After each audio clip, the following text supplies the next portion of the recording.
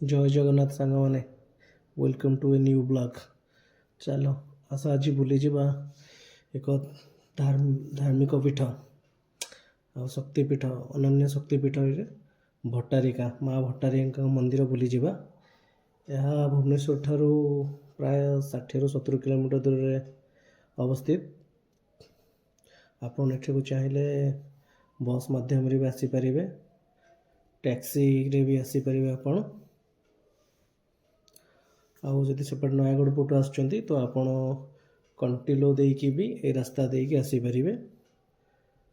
तो ये रास्ता आपण बाय कार बाय बस और बाय बाइक आपण दे आसीपर। तो एमती रास्तार गला एमती किसी दृश्य आपको देखा मिल फ्रेश तटका पनीपरिया सब अवेलेबल। एमती किसी जंगल रास्ता भी सही जाइए, आपन चाहिए एठाको आसीपर। अति सुंदर मनोरम जगहटी। यार प्राकृतिक दृष्टि बहुत सारा पहाड़ पहाड़ पर्वत ये सब घेरी रही चतुर्पार्श्व मंदिर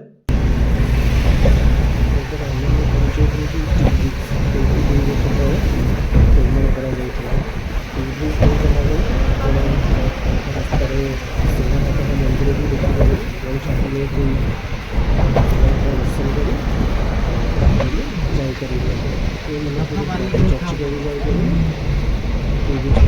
बाली उठा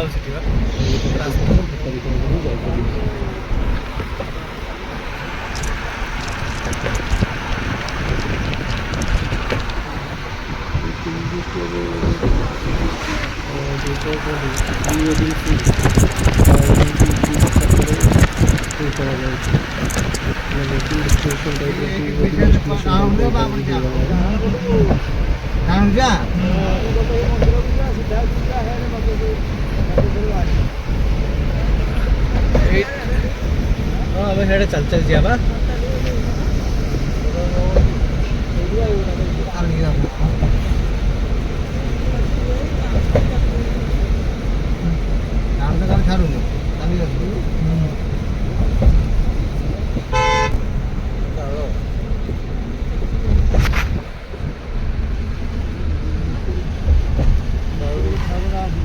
नहीं गाड़ी नहीं लो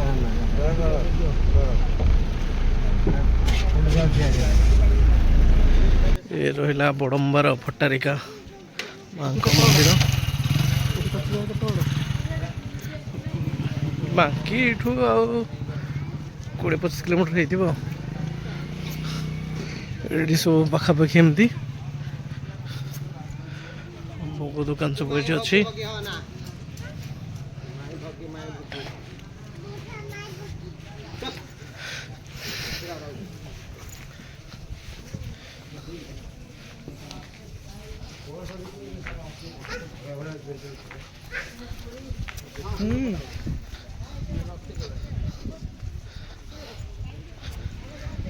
पानी एड़े माड़ी की पड़ा से बूढ़ी जाए तो टोटल सा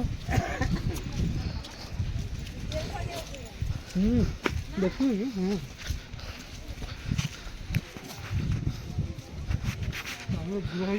टोटल मंदिर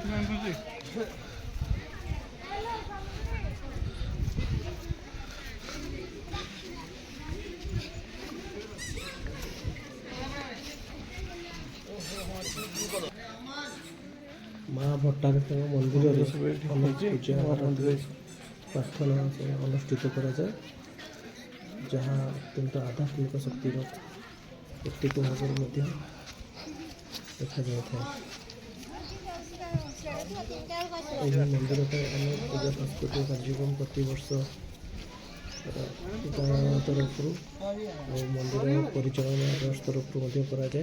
माँ विशेष पूजा रोचे आमर दुर्गाष्टमी, दशमी, नवमी और दशमी। यही समय बहुत लोकंर समागम हुए बाहर बहुत सारा दुकान बजार ये सब जिन पड़े। ये चाहिए भी प्रसाद व्यवस्था अच्छी, तो प्रसाद खाया ଲୋକଙ୍କ ପାଇଁ ଖାଦ୍ୟ ସବୁ ଏଇଠି ଲୋକଙ୍କର ଆଗମନ ଦେଖିକି ଖାଦ୍ୟ ପ୍ରସ୍ତୁତ କରାଯାଏ। ତ ଠାକୁରଙ୍କର ଭୋଗ ଲାଗେ। ଠାକୁରଙ୍କୁ ଏଠି ଭିୟୁ ପଏଣ୍ଟ ପ୍ରକାର ତାଙ୍କର ଦୀପ ମହାନଦୀ।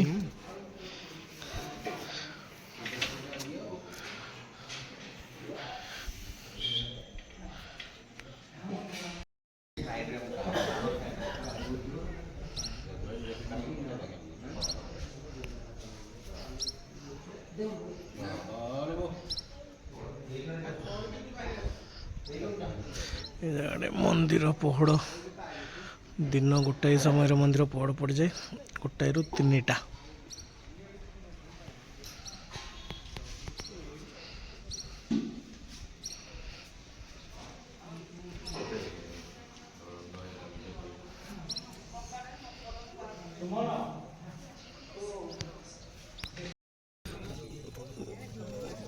ହେଲା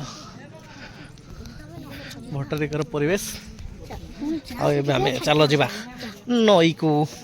ଚାଲନ୍ତୁ ନଈକୁ ଯିବା, ନଈକୁ ଯିବା, ମଜା କରିବା ଟିକେ। ବାକି ଗୋଡ଼ ଖସିବ।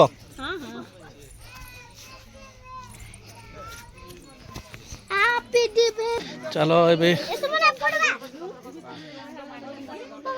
ଏ ହେଲା ନଈ, ସରି ସେ ହେଲା ମନ୍ଦିର, ଇଏ ହେଲା ନଈ। ଆଉ ପାଣିର ସୁଅ ପ୍ରଖର।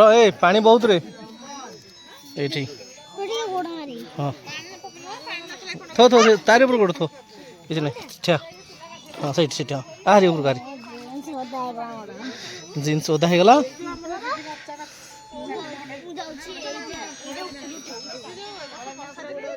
ଏ ହେଲା ଡଙ୍ଗା ଏଇଠି ଅଛି। ନଈର ପ୍ରଭୁ। ହଁ ତମମାନେ ଅଛ ସବୁ।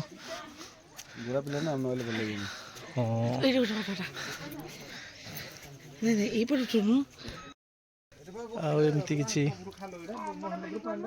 ଏବେ ଗୋଡ଼ ହାତ ଧୋଇ ଚାଲୁ ମାଙ୍କ ଦର୍ଶନ କରିବା ପାଇଁ। ଆଉ ପଛପଟେ ପୁରା ନଦୀ। ଆଉ ଏଇ ଯେଉଁ ଜାଗାଟା ଏଇଟା ବହୁତ ଗଭୀର ଅଛି। ଏମିତି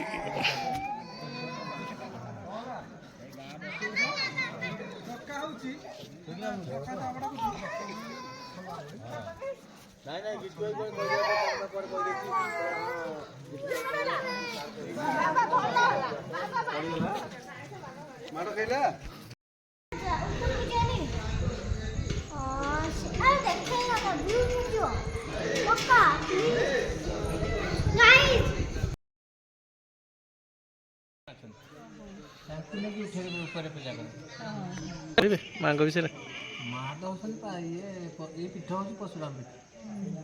ଏ ପୀଠ ହେଉଛି ପରଶୁରାମ ପୀଠ। ବ୍ରହ୍ମଚାରିଣୀ ଯେତେବେଳେ ମାତୃହତ୍ୟା କରି ପରଶୁରାମ ଭ୍ରମଣୀରେ ବୁଲୁଥିଲେ ବ୍ରହ୍ମାଣ୍ଡ ସାରା, ବ୍ରହ୍ମାଣ୍ଡ ବୁଲିଲା ଭିତରେ ଏଇଠି ପରଶୁଟି ହାତରୁ ଗଳିଥିଲା। ସେ କରେ ପରଶୁରାମ ବସିଛନ୍ତି ଦେଖିଛନ୍ତି, ସେ କରେ ପାହାଡ଼ ଉପରେ ବସିଛନ୍ତି। ଏଇ କରରେ ମନ୍ଦିର କରରେ ଅଛି ବସିଛନ୍ତି। ସିଏ ଯେତେବେଳେ ବ୍ରହ୍ମାଣ୍ଡ ବସିଥିଲା, ଋଷି ଭାବିଲେ ଆରେ ମୁଁ ତ 14 ଦିନ ବୁଲିକି ମାତୃହତ୍ୟା କରି ବୁଲୁଛନ୍ତି ଚାରିଆଡ଼େ ଏଇ ପରଶୁଟି ଧରି। ଯେତେବେଳେ ବୁଲିବା ଭିତରେ ମା ଇଏ କହିଲେ ଆରେ ମୁଁ ତ ସବୁଆଡ଼େ ବ୍ରହ୍ମାଣ୍ଡ ସାରା ବୁଲି ଆଇଲି, ଏଇଠି କ'ଣ ହେଇକି ପରଶୁଟା ଗଳି। ସେଠି ଯୋଗ ଧ୍ୟାନରେ ବସିଲେ। ଏଇଟା ହେଉଛି ରତ୍ନଗିରି ପାହାଡ଼। ମା ନିଜେ ଆଗ୍ରହ ଗଲେ, କହିଲେ ପରଶୁ ତୋ ପ୍ରତ୍ୟକ୍ଷରେ ମୁଁ ସନ୍ତୁଷ୍ଟ, ଯାହା ବର ମାଗୁଛୁ ମାଗ। କହିଲା ମା ମୁଁ କ'ଣ ମାଗିବି, ଏଇଟା ତ ଶହ ଶହ ଦିନ ଏଠି ବଦ୍ଧ ହୋଇଥିଲା। ସେ କହିଲା ବସ୍ତୁ ଏଇ ଧନୁ ଆଉ ତୀର ତୋତେ ଦାନ କଲି। କହିଲା ମା ମୁଁ ତତେ କେମିତି, କହିଲା ତୁ ତୀର ମୁନରେ ମୋତେ ଅଙ୍କିତ କରିକି ଇଏ କରେ। ମା ସେ ଯେଉଁ ପରଶୁରାମ ନିଜେ ତୀର ମୁନରେ ଆଙ୍କିକି ମାଆକୁ ସ୍ଥାପିତ କଲେ। ଯେତେବେଳେ ଶହ ଶହ ଏବେ ରତ୍ନଗିରି ପାହାଡ଼କୁ ସେ ହେଉଛି ଗାଙ୍ଗୁଆର ପାହାଡ଼, ସେକର ପାହାଡ଼ଟା ଏଇଠି ଶହ ଶହ ଦିନ ବଦ୍ଧ ହୋଇଥିଲା। ସହସ୍ର ଅର୍ଜୁନ ଶହ ଶହ ଅର୍ଜୁନ ବଦ୍ଧ ହେଇଥିଲା। ମା ନିଜେ ମହିଷା ମଝିରେ 10 ବୁଲିଲେ, ସବୁ ଜାଗା ବୁଲିଯିବେ, ତୀର୍ଥ ଜାଗା ସବୁଆଡ଼େ ବୁଲିଯିବେ। ସହସ୍ର ଅର୍ଜୁନ ସିଏ ଯିଏ ରାବଣକୁ ବି ବନ୍ଦୀ କରିଥିଲେ। ଇଏ ନାରୀ ରୂପରେ ମାନେ ମହିଷା ମର୍ଦିନୀ ହେଇକି ନିଜେ 10 ଭୁଜା ଧରିକି ଏଇ ଯେଉଁ ମାନେ ପଶୁ ତୁ ତ ମାରିପାରିବୁ ନା, ତୁ କ'ଣ ମାରିପାରିବୁ, ମୁଁ ମାରିବି ତୋ ନାଁ ହେବ। ମା ଯେଉଁ ନାରୀ ମାୟା ଦେଖେଇକି ମାୟାବିନୀ ନାରୀ ରୂପରେ ଧରିବା କ'ଣ ପଶୁରାମ ଯେଉଁ ମନେ ପଡ଼ୁନି ତାଙ୍କ ସେମାନେ ନଥାନ୍ତି ସେଇଠୁ ସିଏ ହେଲା ମା ଦଶଭୁଜା ଦୁର୍ଗା ସବୁଆଡ଼େ ବୁଲିଯିବେ। ଏଇ ତୀର୍ଥ ଜାଗାରେ ନବଦୁର୍ଗା ମନ୍ଦିର 9ଟା ଦୁର୍ଗା ଏକାଠି ଅଛନ୍ତି ନବଦୁର୍ଗା। ଏଇ ପୀଠ ହେଉଛି ରତ୍ନଗିରି ପାହାଡ଼ ଏଇ ପଶୁରାମ ପୀଠ ଶକ୍ତିପୀଠ। ଏଇ ପଶୁରାମ ପୀଠ ଏମିତି કોઈ ପୀଠ ନାହିଁ କିନ୍ତୁ ୟା ଭିତରେ କିମ୍ବଦନ୍ତୀ ଜାଣିନ ଏଠି ବହୁତ ଅକଳନା ବହୁତ ସତ୍ୟଯୁଗର ମନ୍ଦିର। এই ମନ୍ଦିର ଭଙ୍ଗା ଏଇଟା ତା ଭଲ ନାଁ ହେଉଛି ବୃହଦମ୍ବା। ସେଇ ବଡ଼ମ୍ବାର ଆକାରରେ ବୃହଦମ୍ବା ଇଏ କରାହେଉଛି। ସେଇ ଆକାରରେ ବଡ଼ମ୍ବା କରାହେଉଛି। ବଡ଼ମ୍ବାର ଯେଉଁ ଆମର ରାଜା ନାରଣ ମଙ୍ଗରା ସେଇ ସ୍ଥାପିତ କରିଛନ୍ତି ରାଜା ନାରଣ ମଙ୍ଗରା। ମାଆଙ୍କ ନାଁ ମଙ୍ଗରାଜୀ ବଡ଼ମ୍ବା ବୃହଦମ୍ବା ଅମ୍ବିକା ମା ଭଟ୍ଟାରୀ ଭଗବତୀ ଭଟ୍ଟାରୀ ଏ ଶକ୍ତିପୀଠ ନବଦୁର୍ଗା ବହୁତ ଅକଳନା ମା। ଏଠି ଯିଏ ଖୋଜୁଛି ଯେଉଁ ଲୋଡ଼ିକି ଯାଉଛି ସେଇଟା ପାଉଛି। କେଉଁଠି କାହାର ଅସୁବିଧା କରିବାର ନାହିଁ କାହାର କ୍ଷତି କରିବାର ନାହିଁ। ତାଙ୍କୁ ଗୋଟେ ଏବେ ଥରେ ଗୋଟେ 12 ବର୍ଷର ଗୋଟେ ସ୍ତ୍ରୀ ଲୋକ କାନ୍ଦି ବେଳେକି ଇଏ ହେଇକି ପଇଲା ତାକୁ ଗୋଟେ ପୁଅଟେ ଏବେ ମିଳିଛି ବହୁତ ବର୍ଷ ପରେ। ଆଉ ଗୋଟେ ପୁରୁଷ ପୁଅଟେ କୁଷ୍ଠରୋଗୀ ହେଇଥିଲା ଗଭର୍ଣ୍ଣମେଣ୍ଟ ମେଡ଼ିକାଲ ସାରା ବୁଲି ଆସିଲାଣି କେଉଁଠି ଭଲ ହେଇଥିଲା। ଆଉ ଦିନ ଘର ତା ଘରୁ ବାହାରି ଆସି ଆମ ପାଖ ଗାଁ 5-6 କିଲୋମିଟର ଗୋଟେ ଗାମୁଛାରେ ପିନ୍ଧିଲା ଗୋଟେ ଗାମୁଛାରେ ବୁଡ଼ି ହେଲା ଆସିକି 4ଟା ଭିତରେ ପଡ଼ିଗଲା ମାଆଙ୍କ ଏ ଜିଭଟା କାଟିଦେଇ ସାରା ଭିତର ଯାକ ପୁରା ରକ୍ତମୟ ଜିଭ କାଟି ଦେଇକି ନୂଆ ବ୍ଲେଡ଼ରେ। ଆଉ ଯେତେବେଳେ କାଟିଦେଲା କିଛି ଆମେ ତ ଧୂପ କହିପାରିବାନି। ଆମେ ରାଗିଲୁ ମା ଉପରେ ମା ହେଇଥିଲା ତୁ କ'ଣ କଲୁ ଆମେ ତ ପୂଜା କେମିତି କଲା ଆଉ ତୁ ତ ଏମିତି କଲାନି ମୁଁ ସେଇଟା ପଡ଼ିଲା ରକ୍ତମୟ ହେଇଗଲା ଧୁଆ ଧୁଇ ତ ପିଠରେ ପୂଜା ହେଇପାରିବ ଆଳତି ସନ୍ଧ୍ୟା ଆଳତି ହେଇପାରିବନି ଦେ ଶୀଘ୍ର ତାକୁ ଦେଲା ସଡ଼ନ୍ ଦେଲା ପଛକରେ କହିଲା ଯାହା ପଛକରେ ପାଦୁକ ନଳରେ ଗଲା ଯେ କହିଲା ଗୋଟେ ଯାହା ପାଇବ ଆଗରେ ଖାଇବ ପଛା ସଢ଼ା ମୂଷାଟେ ପାଟିରେ ପଡ଼ିଲା ଆସି ପାହାରିକା କଦଳୀ ଆଉ ଖାଇଲା ବରଦାନ ତା ବାସିନା ଭୋଗ ବାଲ୍ୟ ଲୀଳା ପିଲା ଯାହା ତା ମନସିକ କରିଥିଲା ସବୁ ପାଇଲା ଆରୋଗ୍ୟ ହେଇକି ଗଲା। ସବୁ ଅଛି ତା କମ୍ ଆଜ୍ଞା ବହୁତ ଆଜ୍ଞା ଶହ ଲୋକ ଏହାକୁ ଆସିଲେଣି ନନ୍ ଓଡ଼ିଆ ସବୁ ବେଙ୍ଗଲ ଫେଙ୍ଗଲ ସବୁ ଆସିଥିଲେ ସବୁଆଡ଼େ ଅକଳନା ଆଜ୍ଞା। ମନ୍ଦିର ପାହାଚରେ ଓହ୍ଲେଇବେ ପାଣି ପାହାଚ ପୋତା ହେଇଗଲାଣି ସବୁ ନଦୀ କୂଳରେ କିଣି ମନ୍ଦିର ମାନେ ମନ୍ଦିର ଏଇଠୁ ଓହ୍ଲୁ ପୁରା ସେଇଠି ପାଣି ଯୋଉଠି ପୋତା ହେଇକି ଯାଉଛି ଦେଖୁନାହାନ୍ତି ଏଇଟା ପାହାଚ ଷ୍ଟେଟ୍ ମାଆଙ୍କ ତଳକୁ ପାହାଚ ହେ ସବୁ ପୋତା ହେଇକି ତଳ 2ଟା ପାହାଡ଼ ପୋତା ହେଇକି ଏବେ ସବୁ ଯୋଉଡ଼ା କରାହେଇଛି 8-10 ବର୍ଷ